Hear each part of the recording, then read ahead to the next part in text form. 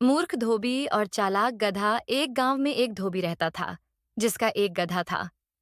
वह रोज गड्ढे पर कपड़े लाद कर नदी के किनारे जाता और कपड़े धोता था। गधा दिन भर मेहनत करता और बहुत थक जाता। समय के साथ गधा कमजोर हो गया और उसके लिए भारी कपड़े ढोना मुश्किल हो गया। धोबी को यह देखकर चिंता हुई कि गधा कमजोर हो रहा है, लेकिन उसने गड्ढे की हालत सुधारने के लिए कुछ भी नहीं किया। एक दिन उसे जंगल में एक मरा हुआ शेर मिला। उसे एक योजना सूझी। उसने सोचा, अगर मैं गड्ढे को शेर की खाल पहना दूं, तो लोग उसे शेर समझकर डर जाएंगे और मैं गड्ढे को खेतों में छोड़ दूंगा। वह मुफ्त में खूब खाना खा लेगा। धोबी ने गड्ढे को शेर की खाल पहना दी और उसे खेत में छोड़ दिया।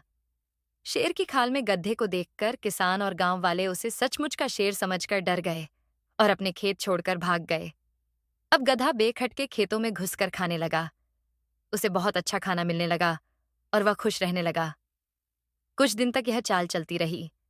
एक दिन गधा खेत में घुसकर चर रहा था और अचानक वह गधे की तरह जोर जोर से रेंकने लगा। गांव वालों ने उसकी आवाज सुन ली और समझ गए कि यह कोई असली शेर नहीं, बल्कि एक गधा है। गांव वालों ने डंडों से गधे को खूब पीटा और धोबी की चालाकी का पर्दाफाश कर दिया। गधे की हालत बहुत बुरी हो गई और उसे समझ में आ गया कि मूर्खता के कारण वह फंस गया। धोबी भी अपनी मूर्खता पर पछताया कि उसने गधे के लिए ऐसी चाल क्यों चली।